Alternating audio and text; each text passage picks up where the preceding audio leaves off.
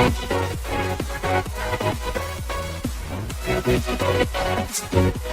मैं मनीष चंद आप सभी का एक बार फिर से स्वागत करता हूँ ऑर्गेनोफिलिया में। मेरी पिछली वीडियो में मैं आपके साथ डिस्कस कर रहा था एलिमिनेशन रिएक्शंस के बारे में, और मैंने आपको बताया था जो भी कंटेंट मैंने तैयार किया है वो आपका क्लेडन के बुक से। अगर ओल्ड एडिशन की बात करूँ तो ये आपका चैप्टर नंबर 90। लास्ट वीडियोज में मैंने आपके साथ डिस्कस किया था एलिमिनेशन वर्सेस सब्सटीट्यूशन के बारे में। यहाँ पे मैंने आपको बताया था कि कौन सी कंडीशन होती है जहाँ पे आपका सब्स्टिट्यूशन रिएक्शंस डोमिनेट करती है, और कौन सी कंडीशन होती है जब आपका कौन एलिमिनेशन रिएक्शन डोमिनेट करती है। और एक और वीडियो जहाँ पे हम लोग डिस्कस किया था E2 मैकेनिज्म के बारे में। E2 में मैंने 3 इंपॉर्टेंट चीजें डिस्कस की थी। एक थी आपका रिजियो सेलेक्टिविटी, और दूसरा था आपका स्टीरियो सेलेक्टिव, और तीसरा था आपका दोस्तों स्टीरियो स्पेसिफिक। और मैंने आपको बताया था कि यहाँ से अक्सर क्वेश्चन पूछा जाता है आपका गेट और नेट के एग्जाम में। अगर आपने ये वीडियोस नहीं देखी हैं, आप एक बार इन वीडियोस को जरूर देख लीजिए। इनका लिंक मैं डिस्क्रिप्शन में डाल दूंगा। आज हम लोग डिस्कस करेंगे इवन मैकेनिज्म के बारे में। तो चलिए शुरू करते हैं। इवन मैकेनिज्म कैसे चलती है दोस्तों, यहाँ पे आप देख सकते हैं ये मैकेनिज्म चलती है 2 स्टेप में। स्टेप 1 में क्या होता है आपका लिविंग ग्रुप बाहर निकलता है।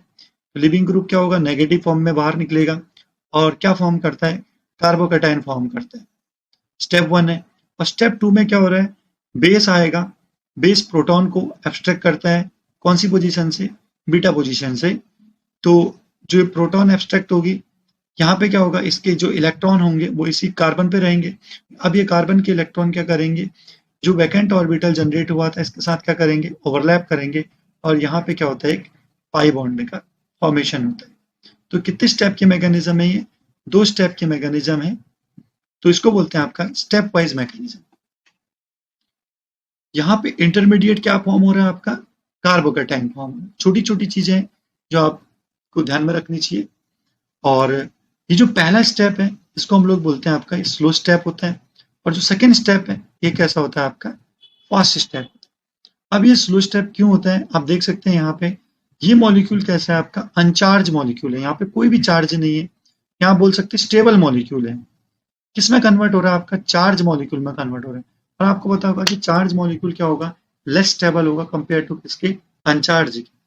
तो कोई भी जो अनचार्ज मॉलिक्यूल है वो किस में जाना प्रेफर नहीं करेगा, चार्ज मॉलिक्यूल में जाना प्रेफर नहीं करेगा। तो ये जो रेट है या जो स्टेप है ये कैसा हुआ, स्लो होगा। या फिर आप बोल सकते हैं इसकी जो ट्रांजिशन स्टेट होगी वो क्या होगी, हायर एनर्जी से पास होगी। ओके, सेकेंड स्टेप में क्या हो रहा है, ये जो चार्ज मॉलिक्यूल है ये किस में कन्वर्ट हो रहा है आपका, अनचार्ज मॉलिक्यूल में कन्वर्ट हो रहा है। यहाँ बोल सकते हैं अनस्टेबल मॉलिक्यूल किस में कन्वर्ट हो रहा है आपका, स्टेबल मॉलिक्यूल में कन्वर्ट हो रहा है। तो ये क्या होगा आपका सेकेंड स्टेप जो होगा वो क्या होगा आपका फास्ट होगा। ये क्या होगा, लोअर एनर्जी की ट्रांजिशन स्टेट से क्या होगा, पास होगा। ओके, तो ये ध्यान में रखिए आप। और जिसका रेट है, रेट कोई भी रिएक्शन का रेट आपको पता होगा कौन सी स्टेप से डिफाइन होता है आपका, स्लो स्टेप से डिफाइन होता है। यहाँ पे जो स्लो स्टेप है उसमें कौन कौन से मॉलिक्यूल इन्वॉल्व है, यहाँ पे जो स्लो स्टेप है वहां पे केवल एक ही मॉलिक्यूल इन्वॉल्व है, वो आपका कौन सा, सब्सट्रेट। कौन सा मॉलिक्यूल इन्वॉल्व नहीं हो रहा है, यहाँ पे बेस इन्वॉल्व नहीं हो रहा है। केवल किसका कॉन्सेंट्रेशन इसके रेट को अफेक्ट करेगा, वो है आपका सबस्ट्रेट का कॉन्सेंट्रेशन।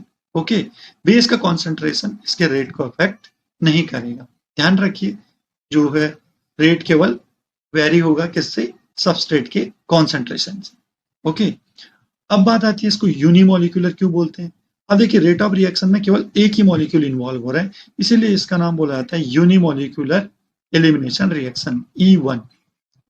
अब मैं एक और एग्जांपल दूंगा और समझाने की कोशिश करूंगा इसका पोटेंशियल एनर्जी डायग्राम कैसे बनाते हैं, इंटरमीडिएट क्या फॉर्म होता है, और ट्रांजिशन स्टेट क्या बनेगी। ओके, हम ले लेते हैं टर्शियरी हैलाइड, और इसके रिएक्शन हम लोग कराते हैं वाटर के साथ इन प्रेजेंस ऑफ हीट। तो क्या होता है, एक एल्कीन प्रोडक्ट फॉर्म होते हैं। अगर मैं बात करूं इसकी मैकेनिज्म की, तो किस तरह से इसकी मैकेनिज्म चलेगी। पहले आप देखिए टर्शियरी हैलाइड है और ये वीक बेस है, मेरी पिछली वीडियो में मैंने आपके साथ डिस्कस किया था, जब भी टर्शियरी हैलाइड पीक बेस और हीटिंग दिया हो तो कौन सी रिएक्शन को फेवर करेगा, E1 मैकेनिज्म को फेवर करेगा। अब मैकेनिज्म किस तरह से बनेगी, मैकेनिज्म बनाने की कोशिश करते हैं। पहला स्टेप क्या होगा, स्टेप 1, यहाँ पे ये Cl क्या होगा, बाहर निकलेगा और क्या फॉर्म होगा आपका, कार्बोकैटायन फॉर्म होगा। ये इंटरमीडिएट आ गया। जब ये इंटरमीडिएट फॉर्म होगा तो बीच में आएगी आपकी कौन सी state, transition state. Transition state को कैसे दिखाएंगे, आपका ये 3 बॉन्ड, ये बॉन्ड जो हो रही है ब्रेक हो रही है तो इसको आप डॉटेड लाइन से दिखाएंगे। Cl नेगेटिव फॉर्म में बाहर निकल रहा है तो यहाँ पे धीरे धीरे क्या होगा, नेगेटिव चार्ज डेवलप होगा और यहाँ कार्बन पे कौन सा चार्ज डेवलप होगा, पॉजिटिव चार्ज। तो ये आ गई आपकी ट्रांजिशन स्टेट। ओके, इसको बोल देता हूं मैं TS1। तो आपने पहले स्टेप में देखा कि यहाँ पे क्या हो रहा है, आपका Cl नेगेटिव क्या हो गया, बाहर निकल गया।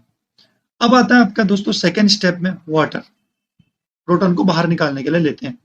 प्रोटॉन को बाहर निकालने के लिए आपके पास वाटर भी अवेलेबल है और Cl नेगेटिव भी अवेलेबल है। अगर आप देखेंगे तो किसका कॉन्सेंट्रेशन ज्यादा होगा, वाटर का कॉन्सेंट्रेशन ज्यादा होगा कंपेयर टू किसके, Cl नेगेटिव के, और ये एक अच्छा बेस होगा कंपेयर टू किसके, Cl नेगेटिव के, और ज्यादा कोलाइड करेगा किसके साथ, जो बीटा पोजीशन पे हाइड्रोजन अवेलेबल, तो ये इसके साथ इंटरेक्ट करेगा इस तरह से और इसके इलेक्ट्रॉन यहाँ शिफ्ट करेंगे तो क्या बन जाएगा, इसका प्रोडक्ट एल्कीन बनेगा।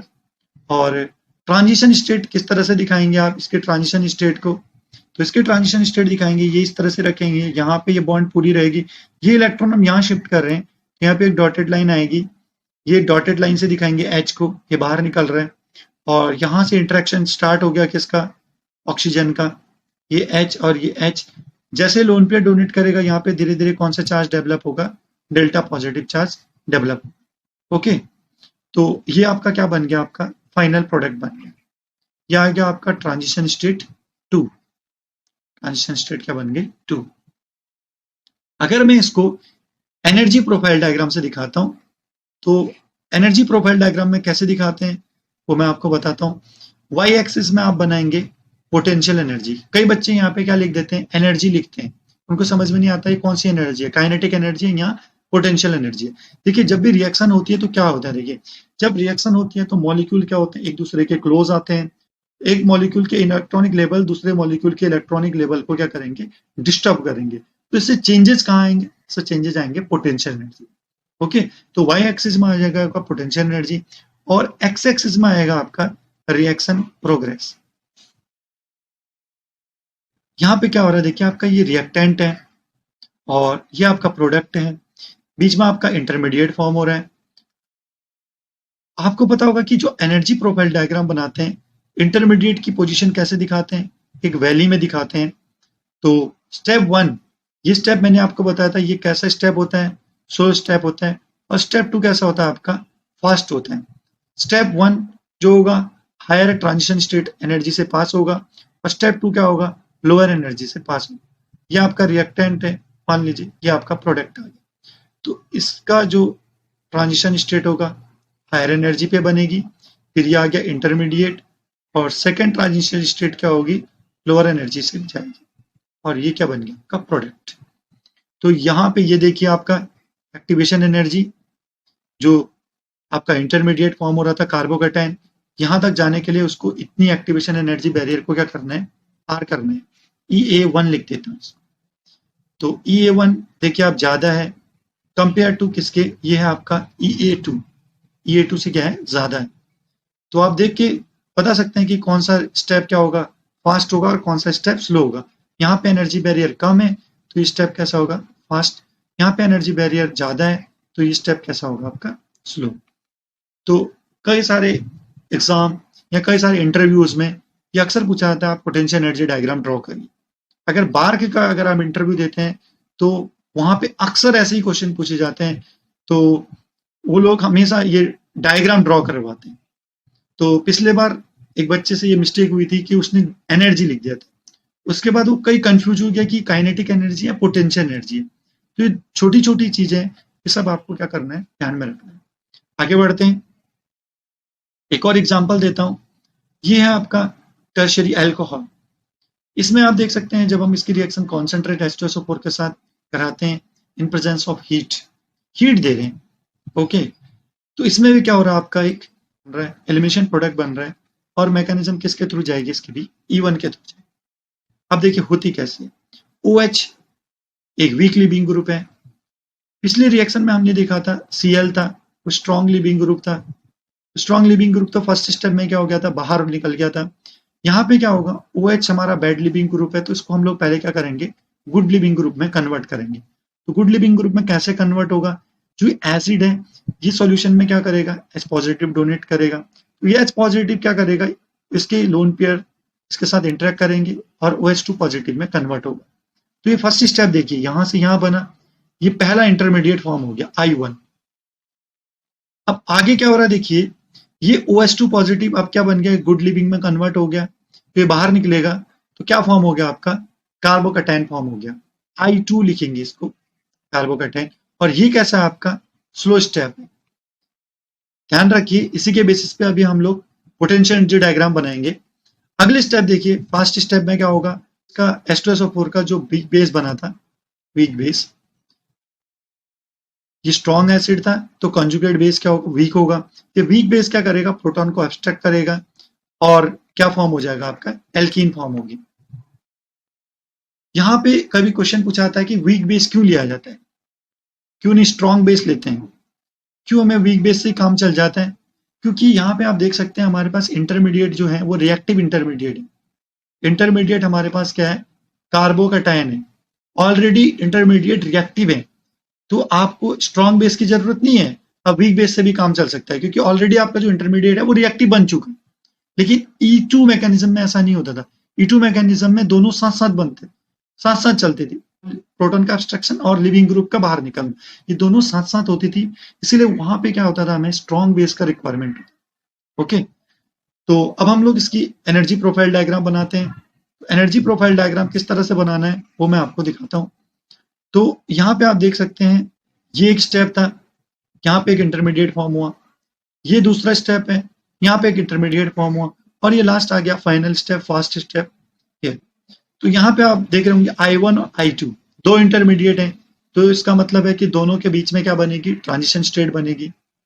तो मैं क्या करके ड्रॉ करते रहता हूँ, यह आ गया आपका पोटेंशियल एनर्जी, यह आ गया आपका रिएक्शन प्रोग्रेस,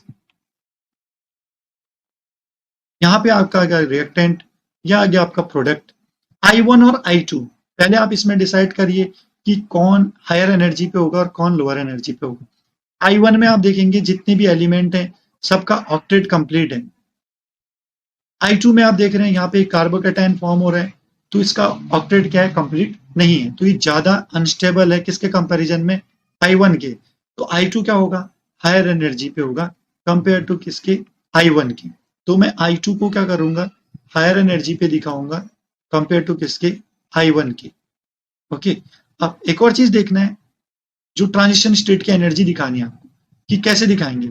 तो यहाँ देखिए, ये जो स्टेप है स्लो है, I1 से I2 का कन्वर्जन जो है वो स्लो है, हमने देखा था ये स्लो है। तो I1 से I2 का कन्वर्जन स्लो है, इसका मतलब इसकी क्या होगी, एक्टिवेशन बैरियर क्या होगा, ज्यादा होगा कंपेयर टू इसकी, ये लोअर एक्टिवेशन। ओके, ये जल्दी कन्वर्ट हो जाएगा I1 में, और I1 से I2 बनने में थोड़ा क्या लगेगा, टाइम लगेगा। ओके, और I2 से फिर आपका प्रोडक्ट बनने में ये रिएक्शन क्या है, फास्ट है, तो आप क्या करेंगे, एक लोअर ट्रांजिशन स्टेट से इसको क्या करेंगे, पास करेंगे और प्रोडक्ट फॉर्म करेंगे। इस तरह से इसका क्या बनेगा, आपका पोटेंशियल एनर्जी डायग्राम बनाए। यह आ गया आपका E1, EA1, ये देखिए आपका EA2 थोड़ा ज्यादा है, और EA3 ये क्या है आपका, EA3 क्या है, कम है, इजीली क्या हो जाएगा, प्रोडक्ट में कन्वर्ट। तो इस तरह से हम लोग क्या बनाते हैं, इसका पोटेंशियल एनर्जी डायग्राम बनाते हैं। नेक्स्ट आता है दोस्तों, कौन कौन से फैक्टर हैं जो इसके रेट ऑफ रिएक्शन को अफेक्ट करें। तो हम लोगों ने देखा था कि जो E1 मैकेनिज्म है, इसका इंटरमीडिएट क्या हो रहा है, आपका कार्बोकैटायन फॉर्म हो रहा है, कार्बो। तो जितना ज्यादा स्टेबल कार्बोकैटायन फॉर्म होगा, उतना ज्यादा क्या होगा, रेट ऑफ रिएक्शन क्या होगा, ज्यादा होगा, क्योंकि स्टेबल इंटरमीडिएट बनेगा तो जल्दी बनेगा, और क्या होगा, उतना ज्यादा किसमें कन्वर्ट होगा, प्रोडक्ट में कन्वर्ट। तो अगर मैं बात करूं प्राइमरी हैलाइड, सेकेंडरी हैलाइड और टर्शरी हैलाइड, तो सबसे ज्यादा रिएक्टिव कौन होता है, इवन मैकेनिज्म के लिए टर्शरी हालत, और लीस्ट रिएक्टिव प्राइमरी। प्राइमरी में तो मैं बात करूंगा कि इवन मैकेनिज्म पॉसिबल नहीं हो पाती। तो इन सब का जो आंसर है वो किस पे है आपका, इंटरमीडिएट पे, इंटरमीडिएट की स्टेबिलिटी पे। ओके, तो टर्शरी है तो ज्यादा स्टेबल इंटरमीडिएट बनेगा कंपेयर टू किसके, सेकेंडरी के, और सेकेंडरी ज्यादा फास्ट होगा कंपेयर टू किसके, प्राइमरी। अगर मैं पोटेंशियल एनर्जी डायग्राम से दिखाऊं तो 2 स्टेप में होती है, अभी बताया था मैंने मैकेनिज्म। यहाँ पे आपका क्या बनेगा, इंटरमीडिएट, इसका भी यहाँ पे क्या बनेगा, इंटरमीडिएट।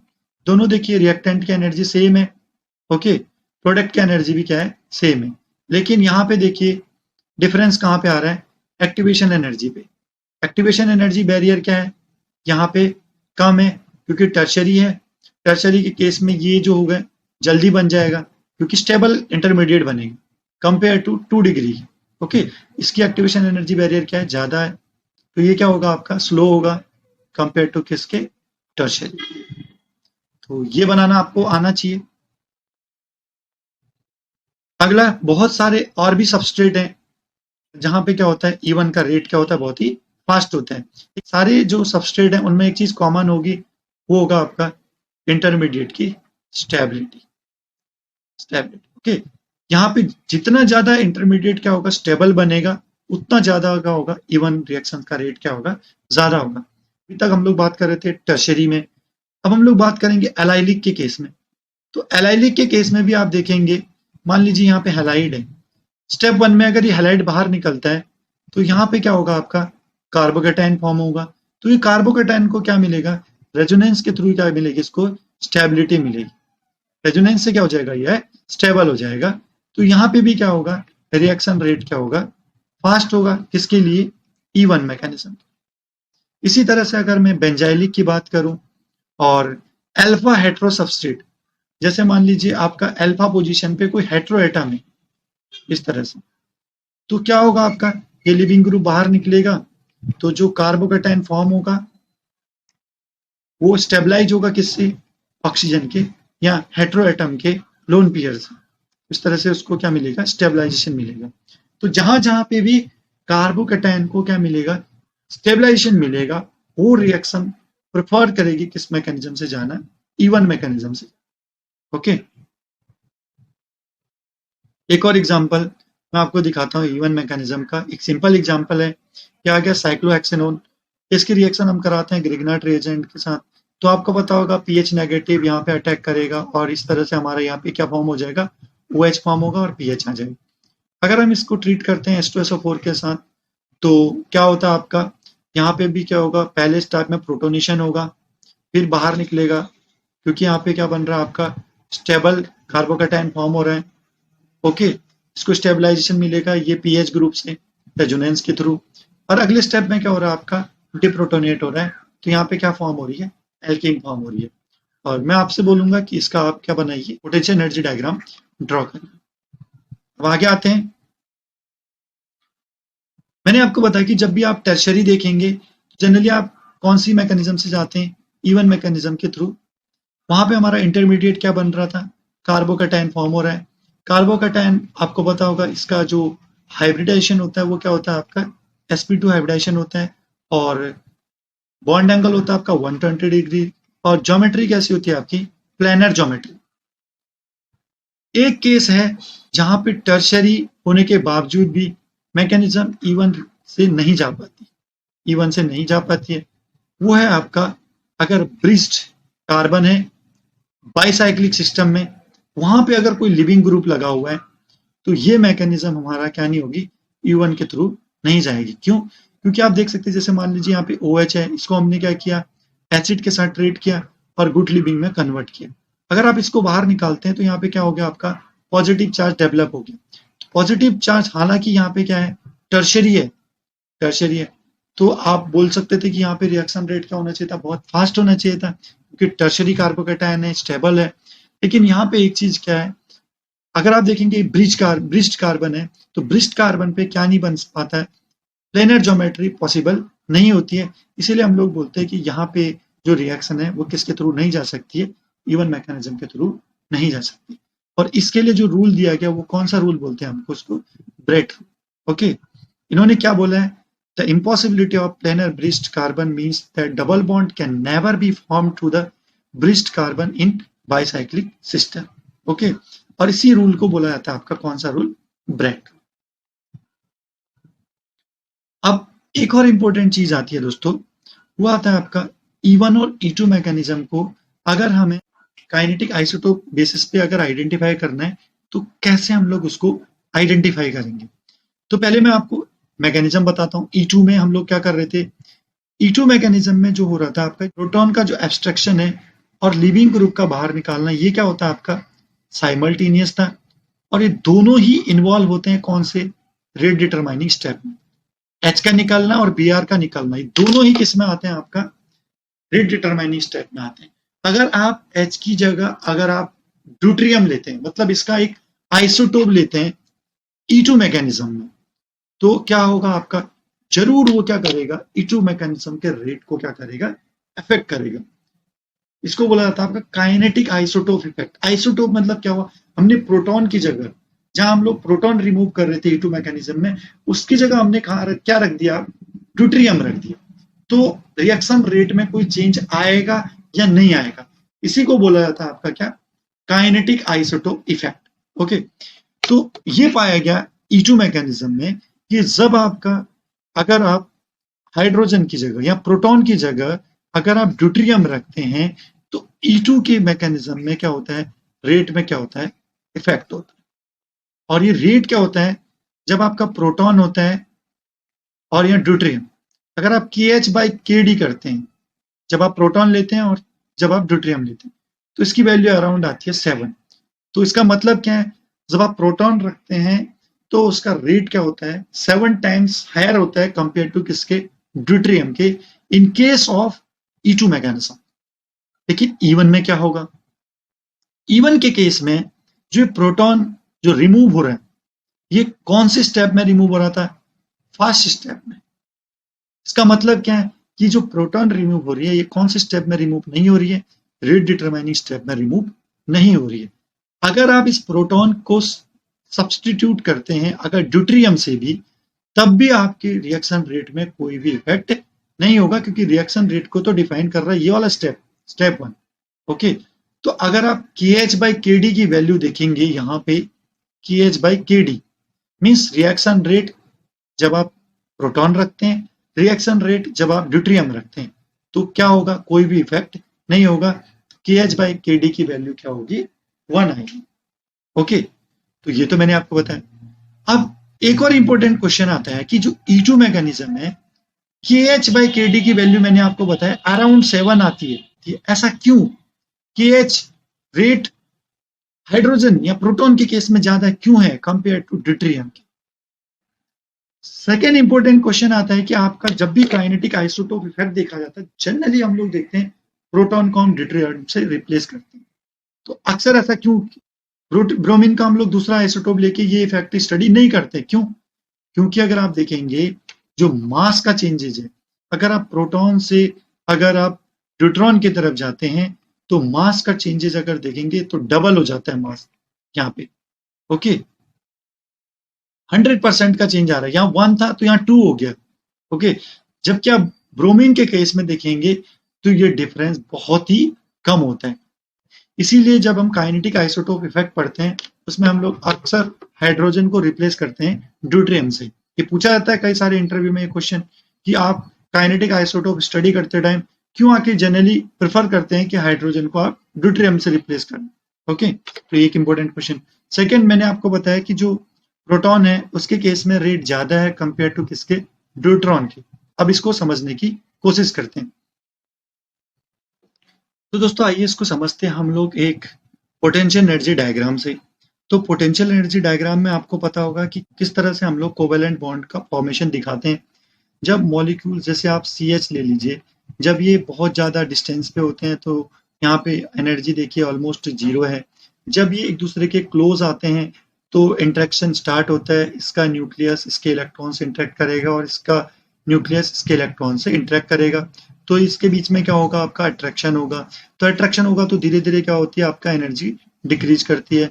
तो एनर्जी डिक्रीज करती रहती है और एक स्टेज ऐसी आती है जहाँ पे क्या होगा ये अट्रैक्शन और रिपल्सन फैक्टर क्या हो जाते हैं, एकदम इक्विलिब्रियम पे आते हैं। अगर इसके बार अगर आप क्लोज लाते हैं तो आपका कौन सा फैक्टर डोमिनेट करता है, आपका रिपल्सन फैक्टर क्या करने लगता है, डोमिनेट करता है। तो हम लोग बोलते हैं कि यहाँ पे हमारा क्या होता है, कोवेलेंट बॉन्ड फॉर्म होता है। और आपको पता होगा जब भी कोवेलेंट बॉन्ड, जब लोएस्ट एनर्जी में जैसे कोवेलेंट बॉन्ड फॉर्म होगी, तो यहाँ पे ऐसा नहीं होगा कि मॉलिक्यूल एकदम स्टैटिक हो जाए। वहां पे भी क्या होता है, आपका मॉलिक्यूल क्या करता रहता है, आपका वाइब्रेट करते रहता है। इसका मतलब हम लोग बोलते हैं कि वो जो हाइजेन वर्क अनसर्टेनिटी प्रिंसिपल है, ओके, वो उसको अभी भी क्या करता है, फॉलो करता है। इसका मतलब है उसके हम लोग पोजीशन और मोमेंटम को एक साथ क्या नहीं कर सकते हैं, डिफाइन नहीं कर सकते, ओके, वो उसको वायलेट नहीं करते हैं। तो ध्यान रखिए जब लोएस्ट एनर्जी में है तो उस समय भी क्या है, वो वाइब्रेट कर रहे हैं।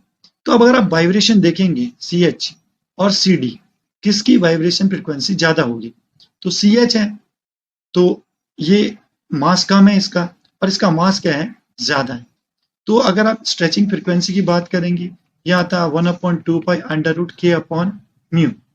तो ये रिड्यूस्ड मास के क्या होता है, इनवर्सली प्रोपोर्शनल होता है। रिड्यूस्ड मास क्या होता है, m1 m2 upon m1 plus m2।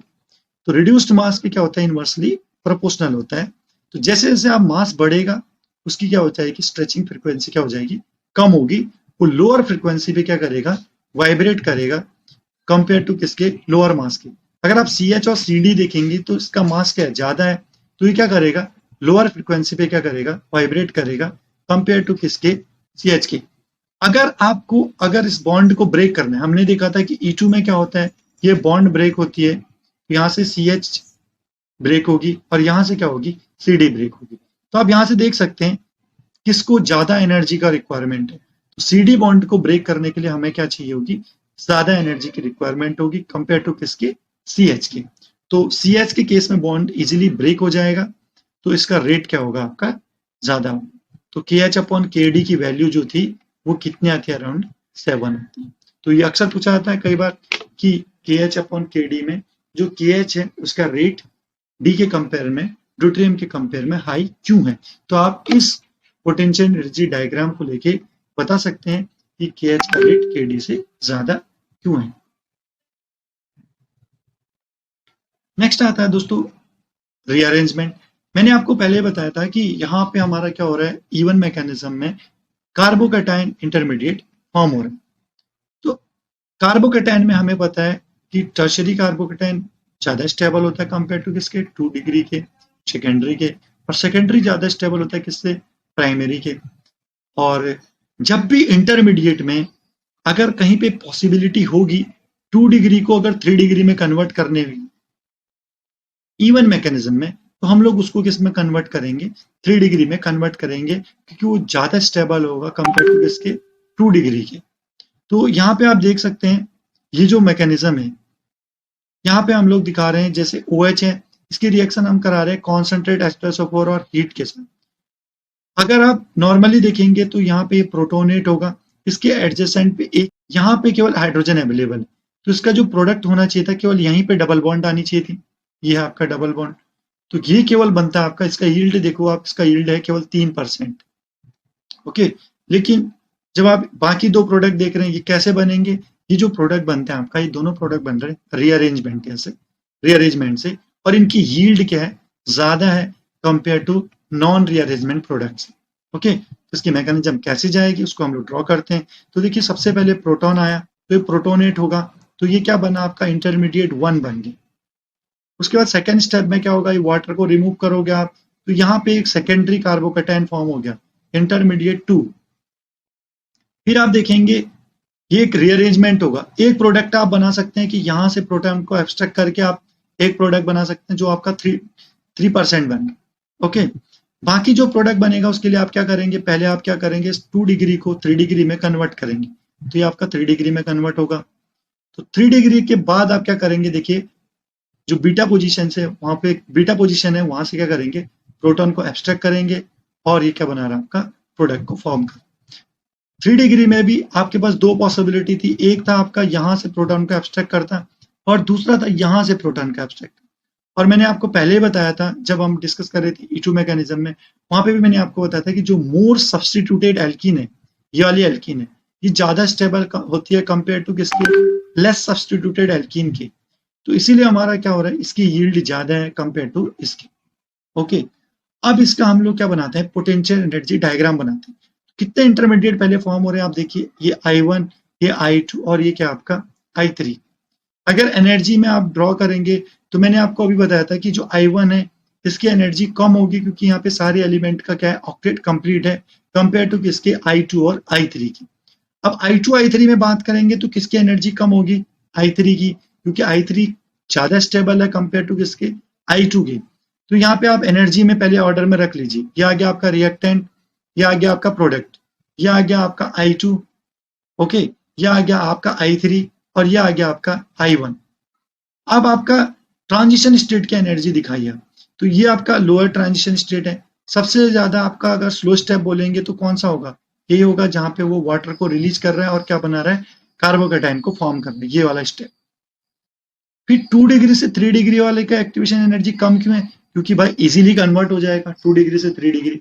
Okay, और 3 डिग्री से प्रोडक्ट वाली एनर्जी भी कम है, क्यों, क्योंकि वो भी क्या हो जाएगा, क्योंकि यहाँ पे चार्ज से किस में कन्वर्ट हो जाएगा, वो अनचार्ज में।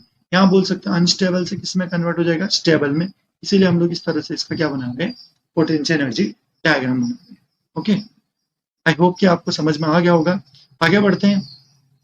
ये एक और रिएक्शन है जहां पे क्या हो रहा है, हमारा रीअरेंज्ड प्रोडक्ट बन रहा है। देखिए यहाँ पे Cl क्या हुआ, बाहर निकला, तो Cl बाहर निकलने के बाद ये क्या हो रहा है, 2 डिग्री कार्बोकेटाइन फॉर्म कर रहा है। 2 डिग्री कार्बोकेटाइन रीअरेंज करके अपने आप को 3 डिग्री कार्बोकेटाइन में क्या हुआ, कन्वर्ट हुआ। 3 डिग्री कार्बोकेटाइन से फिर हमारा क्या निकालना था, प्रोटॉन एब्स्ट्रैक्ट करना था। प्रोटॉन एब्स्ट्रैक्ट करने के लिए हमारे पास कौन कौन से, ये बीटा हाइड्रोजन अवेलेबल थी, यहाँ पे बीटा हाइड्रोजन अवेलेबल थी। तो हमने यहाँ से नहीं निकाला, यहाँ से क्यों निकाल रहे हैं, क्योंकि यहाँ पे क्या हो रहा है, मोर सब्स्टिट्यूटेड प्रोडक्ट बन रहा है। इसीलिए हम लोग क्या कर रहे हैं, यहाँ से क्या कर रहे हैं, प्रोटॉन को क्या कर रहे हैं, एब्स्ट्रैक्ट कर रहे हैं। ओके, अब इसका पोटेंशियल एनर्जी डायग्राम आप ड्रॉ करिए। नेक्स्ट आती है बात दोस्तों रिजियो सेलेक्टिविटी की। रिजियो सेलेक्टिविटी के लिए मैंने आपको बताया था, अगर आपके पास 2 डिफरेंट बीटा हाइड्रोजन अवेलेबल हैं तो आप कौन सी बीटा हाइड्रोजन को एलिमिनेट करेंगे, इसी को बोलते हैं आपका रिजियो सेलेक्टिविटी। जैसे यहाँ पे आप देख सकते हैं अल्कोहल है, इसको हम लोग एसिड के साथ ट्रीट कर रहे हैं इन प्रेजेंस ऑफ हीट। तो यहाँ पे 2 पॉसिबिलिटी, एक ये बीटा है आपका और दूसरा आपके पास ये भी बीटा कार्बन है। और मैंने आपको बताया कि जब आप यहां से निकालते हैं तो ये लेस सब्स्टिट्यूटेड प्रोडक्ट को, यहाँ पे क्या बन रहा है आपका, लेस सब्स्टिट्यूटेड प्रोडक्ट बन रहा है। जबकि अगर आप इस बीटा कार्बन से अगर हाइड्रोजन को एलिमिनेट कर रहे हैं तो यहाँ पे क्या हो रहा है आपका, मोर सब्स्टिट्यूटेड एल्कीन बन रही है। और पिछली वीडियो में हम लोगों ने डिस्कस किया था कि जो मोर सब्स्टिट्यूटेड एल्कीन होती है वो ज्यादा स्टेबल होती है कंपेयर टू किसके, लेस सब्स्टिट्यूटेड एल्कीन के। तो इसमें अगर यील्ड देखेंगे आप तो इस प्रोडक्ट की यील्ड ज्यादा होगी कंपेयर टू किसके, लेस सब्स्टिट्यूटेड प्रोडक्ट से। तो इसी को बोलते हैं आपका रिजियो सेलेक्टिविटी। अब मैं आपको कुछ एग्जांपल देता हूँ, ये कुछ एग्जांपल हैं। यहाँ पे अगर आप देखेंगे तो ये कॉन्सेंट्रेट H2SO4 के साथ हीट कर रहे हैं, तो इसको पहले हम प्रोटोनेट करेंगे। तो प्रोटोनेट करने के बाद यहाँ पे क्या होगा, कार्बोकेटाइन जनरेट होगा। तो इस तरह से यहाँ पे क्या होगा आपका, कार्बोकेटाइन जनरेट हुआ। कार्बोकेटाइन जनरेट होने के बाद पहले हम देखेंगे कितना डिग्री है, 1 2 3, ये 3 डिग्री है, कोई पॉसिबिलिटी नहीं है रीअरेंजमेंट की। अब हम देखेंगे कि कितनी टाइप की बीटा हाइड्रोजन अवेलेबल है, ये बीटा, ये भी बीटा और ये बीटा। अगर आप इस बीटा को निकालते हैं तो ये क्या बनेगा, देखिए ये ऐसा बनेगा। अगर इस बीटा से हम लोग हाइड्रोजन को एलिमिनेट करते हैं तो क्या बन रहा है दोस्तों, ये इस तरह से बन रहा है। तो अगर आप देखेंगे ये क्या है आपका, मोर सब्स्टिट्यूटेड प्रोडक्ट है, तो ये क्या होगा आपका, ज्यादा स्टेबल होगा कंपेयर टू इसके। तो इसकी यील्ड क्या होगी आपका, ज्यादा होगी, तो ये मेजर प्रोडक्ट होगा। ओके, तो समझ में आ गया होगा आपको रिजियो सेलेक्टिविटी। तो बाकी ये क्वेश्चन है, आप इसको सॉल्व करिए। अब आगे बढ़ते हैं। तो ये लास्ट है आपका स्टीरियो सेलेक्टिव। स्टीरियो सेलेक्टिव में क्या है आपका, जैसे यहाँ पे हम लोग देखेंगे ये अल्कोहल है, इसको हम लोग प्रोटोनेट करेंगे। ओके, तो जब आप प्रोटोनेट करेंगे तो क्या होगा, ये OH आया, इस तरह से इसको हम लोग प्रोटोनेट करेंगे। आपको पता है नेक्स्ट स्टेप में क्या होता है, यहाँ से एलिमिनेशन होता है पीएच। तो यहाँ पे क्या फॉर्म हो गया आपका, कार्बोकेटाइन फॉर्म हो गया। अब आप देखिए इसके एडजेसेंट पे कितना बीटा है, तो इसके इस साइड में तो आपका कोई भी हाइड्रोजन अवेलेबल नहीं है, एक ही क्या है, बीटा कार्बन पे क्या है, हाइड्रोजन अवेलेबल है। तो इस कंडीशन में आपका क्या होगा, 2 डिफरेंट टाइप के हम लोग प्रोडक्ट बना सकते हैं। यहाँ पे हम लोग क्या करेंगे, दो प्रोडक्ट कैसे बनाएंगे, एक बनाएंगे आपका सिस और एक प्रोडक्ट बनाएंगे आपका ट्रांस। और आपको पता होगा कि जो सिस प्रोडक्ट है इसकी यील्ड क्या होगी, कम होगी, ये माइनर प्रोडक्ट होगा कंपेयर टू किसके, इसके ट्रांस प्रोडक्ट। अब ऐसा क्यों, क्योंकि ट्रांस प्रोडक्ट में अगर आप देखेंगे इसमें क्या होता है आपका, जो ट्रांजिशन स्टेट होती है ये क्या होती है आपकी, लोअर एनर्जी से पास होती है, क्योंकि यहाँ पे इलेक्ट्रॉनिक रिपल्सन क्या है, कम होता है, क्योंकि पीएच और ये जो एमई ग्रुप है एक दूसरे के क्या है, एक दूसरे के 180 डिग्री पे, इलेक्ट्रॉनिक रिपल्सन कम होगा तो ये लोअर एनर्जी की ट्रांजिशन स्टेट से क्या होगा, पास होगा। अगर अगर आपसे पूछूं कि पोटेंशियल एनर्जी डायग्राम बनाइए दोनों की एक साथ में, किस तरह से आप दिखाएंगे, ये आप एक बनाइए किसी के लिए, या आप बनाइए आप सिस के लिए, तो ट्रांस के लिए क्या करेंगे, इसकी लोअर एनर्जी से डालेंगे, इस तरह से इंटरमीडिएट बनेगा और इस तरह से इसका क्या बनेगा, प्रोडक्ट जाएगा सेम एनर्जी। ओके, तो ये लोअर एनर्जी से पास होगा। ये था दोस्तों इवन मैकेनिज्म के बारे में। ये आपका पोटेंशियल एनर्जी डायग्राम दिखाया गया है क्लैडन की बुक में। यहाँ पे आप देखेंगे ये है आपका सिस के केस में और ये है आपका ट्रांस के केस में। आई होप कि दोस्तों आपको समझ में आ गया होगा कि रिजिड सेलेक्टिविटी क्या है, स्टीरियो सेलेक्टिविटी क्या है, इंटरमीडिएट कैसे फॉर्म होता है, पोटेंशियल एनर्जी डायग्राम कैसे बनाना है और इसका काइनेटिक आइसोटोप इफेक्ट के थ्रू कैसे आपको आइडेंटिफाई करना है कि रिएक्शन E1 के थ्रू जाएगी या E2 के थ्रू। तो सारी चीजें मैंने आपके साथ डिस्कस कर ली हैं। अगर आपका कोई भी डाउट हो तो आप कमेंट बॉक्स पे कमेंट करके मुझे बता सकते हैं। तो मिलते हैं आपको अगली वीडियो में, तब तक के लिए आपको नमस्कार, बाय।